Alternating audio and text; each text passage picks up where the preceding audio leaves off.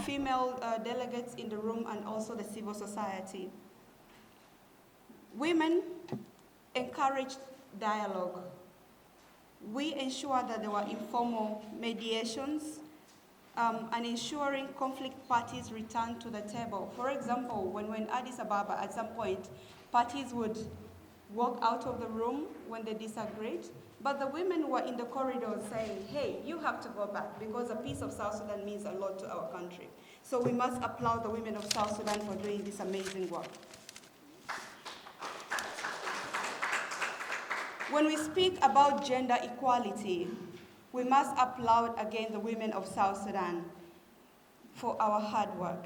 Since way time immemorial, the CPA, the 2015 peace agreements, up to the 2018 peace agreements, in 2015, there were about 15% women's participation in that process, and it increased to 25% in 2018. And this did not come out of being given. It was as a result of women pushing to ensure that they're part of the process. When we're not invited to the table, we took ourselves to the table. When we're not invited into a process, we took ourselves and invited ourselves, and we saw the number increasing.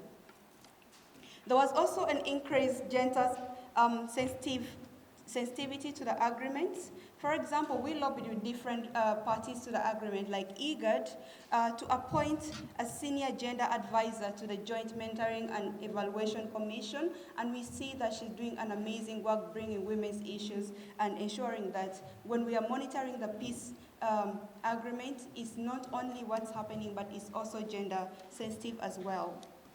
As women, we broadened the focus of the agreements by broadening what conversations were being held at the table. We did not just talk about what power sharing or what political parties were bringing their interests, but as women, we ensured that the conversation was beyond political interests. We brought issues of South Sudanese, not just women. I remember when in Addis Ababa, we did not go and say, women, these are our issues. Women are being killed, children are being killed. But what was unique with that, we carried all voices of South Sudanese. The youth should be included. The women need this. The children are going through this. Our husbands are going through this. So this was an amazing work done by the women of South Sudan.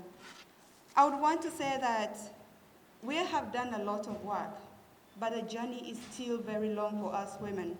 We are facing a lot of challenges. We continue to confront these challenges every day, being excluded, not only in these local grassroots peace-building processes, but even at a national level. When we speak about who are the South Sudanese, they'll bring for you men. When we speak about who are the youth of South Sudan, they will bring for you young men. And when we speak about where are the women, they will bring for you older women. Where are the young women? We come in last. So you can see how we are oppressed and left out of these conversations. And this project is at the right time.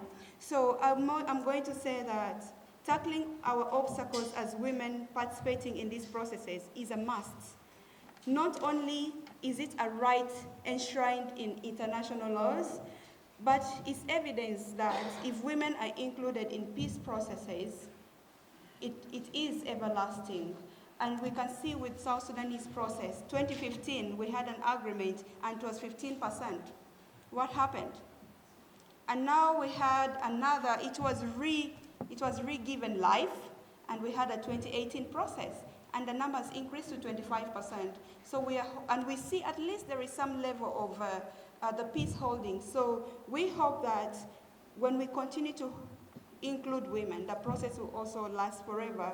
For our country's peace to last forever, women, especially us the young women, must be part of all the processes. Thank you so much.